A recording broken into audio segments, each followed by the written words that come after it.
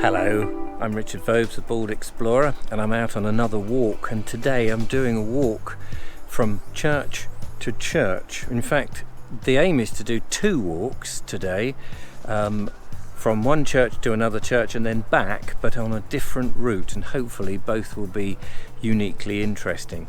So I'm starting today in Angmering, which is a beautiful village. I think it was turned into a town, or was classed as a town in 1384 when it was granted a license to have a Saturday fair by, I believe it was King Richard II who said that, or granted the permission. I think now it's classed as a village. It's a very lovely old village. It goes back to a settlement in the Bronze Age, and on our route I'm hoping that we will pass the site, although there won't be anything there to see, of a Roman bath and Roman house. So lots of interesting things. But I'm starting here by St. Margaret's Church, which is a church that dates back to the Middle Ages, I believe the 12th century, and I think inside, if we could get in, there would be some 12th century relics, but it's remodelled over time, and what we really see now is that of a lot of the rebuilding from the 19th century. But let's go around and have a little look.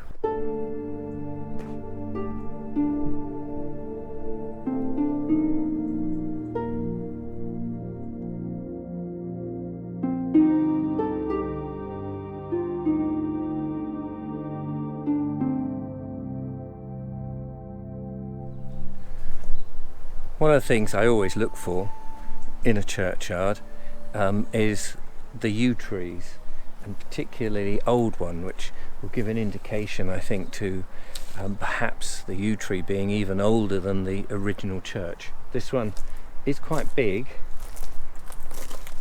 as you can see from the girth, but I'm not sure actually how old it is.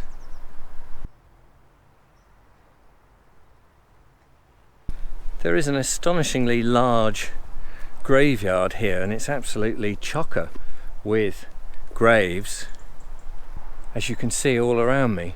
Some obviously very old and some not. And what's interesting, actually, it slopes slightly down and you can see the original position of the church up there on its slight rise. And typical of churches, of course, it's on the highest point so that it would be seen for miles around. And in the early days when they built churches, they were tall things, not so much with the nave going along the ground. The height of the church was the most important thing, from my reading of early church architecture.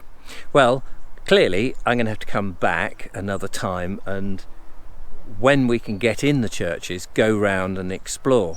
Can't do that at the moment, so I'm going to press on with my walk. It's only about 1.5 miles, so it's not terribly long, but I'm hoping that we pass where the Roman bath and the Roman manor was, and I believe an Iron Age ditch was also close by. So although there won't be anything to see, who knows, we might be able to interpret the landscape a little bit. It looks like I can cut across this open field here, which one thinks of perhaps as the church glebe field originally, perhaps bordering onto a farm, possibly near to the manor house. I don't know the area, so complete speculation, but what I'm trying to do is get to the road across the other side, and then I will start heading out into the country. But you can see Angmering's full of beautiful old buildings, and it was most prosperous, I understand, in the 14th and 15th century as a rural community, particularly in sheep farming. And I guess I think the Portuguese wool merchants lived in Angmering for a while, so they must have been importing, or rather exporting, some of our fantastic wool. Sadly, our wool now, or the fleeces, pretty worthless, which is such a great shame. Right, we're going to head down this lane here. footpath has brought me out here as we're starting to go west, and I think these are the last of the houses of Angmering, and we'll start to head over towards Poling, and then we'll get to Poling Church. I did a video at Poling Church a few weeks ago actually, and I was able to get in, and it was at the point when it was the anniversary of the Battle of Poling, which was the attack on the Poling radar station that was there in 1940. And we're going to go past a farm and the fields, and I think in the fields at the moment there's not very much to see because it's recently been harvested, and all you've got is the stalks, I suppose, from what looks like possibly wheat crop.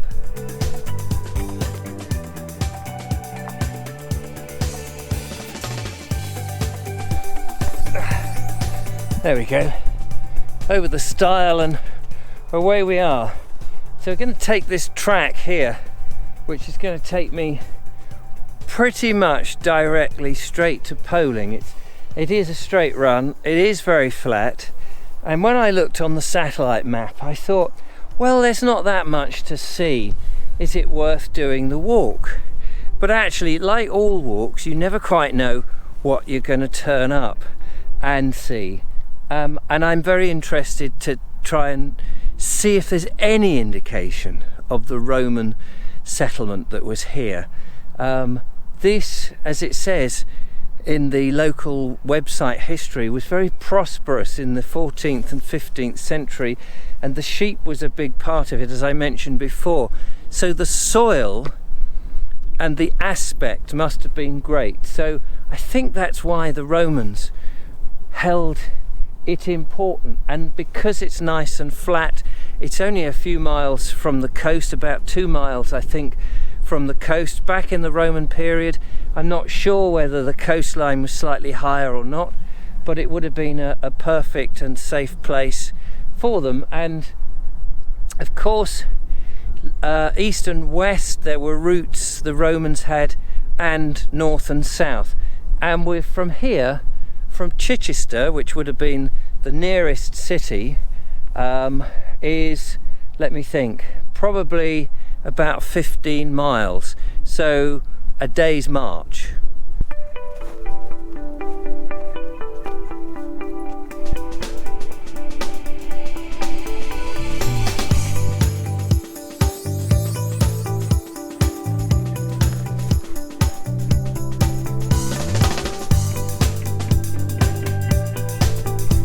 Come through this stile here, and we're now going across the second field. The first field we passed, there's new barn over there in the field, and then here's the public walkway that goes right through this field, and it's here, according to the OS map, that the Roman villa was sited, and in the 1930s it was excavated,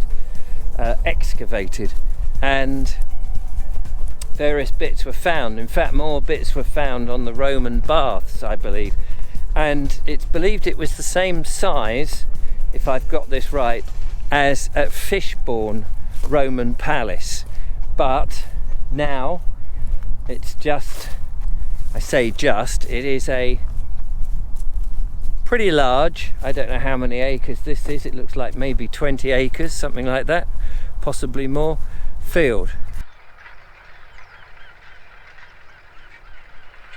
In the distance to my left, to the north, is a tractor doing a little bit of, I'm not quite sure whether he's drilling or harrowing or something, but it's interesting. It's one man in a tractor working on his land now, and it wasn't that long ago, 80 to 100 years ago, men in great numbers worked the land, and it is such a shame that now the land is pretty much denuded of that population of people who would support their families from the farm, and those families would make a community in the village, and there would be local food, local produce and local business.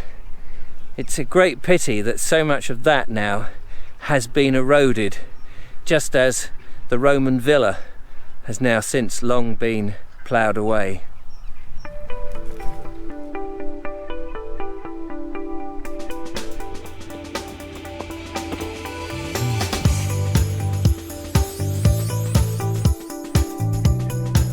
Another footpath sign, a little bit confusing because it gives you a diagonal. It's just slightly off centre, I think, and it gives you this diagonal that way, and I went that way and it turns out onto a private farm. A lady came out and said, "Here, you lost?" I said, "Well, I'm just following the footpath sign." She says, "Oh no, it's back up here," and here it is, and this will take us into the churchyard, so that'll be the end of the journey. And here we go. We come out on the east side of Poling Church, and I'm not going to linger here because I did do a video on Poling Church, well, not the whole church, but a walk to it and a quick look in. But we'll walk round to the south side where the sunshine is doing. There it is, look at that beautiful church. It looks like there's some people over there having a nice cup of coffee. Anyway, that's it for this one, but in my next video I'm going to walk back to Angmering, but I'm taking a northwards route, circumnavigating to the north. I know that didn't quite come out the way I expected it, and I believe I'm going to come past a decoy pond and then back into the north of Angmering and back to the church, St. Margaret's, where I parked my car in theory. So don't forget to follow, like and subscribe, and join me on the next one, and I'll see you then. Bye for now.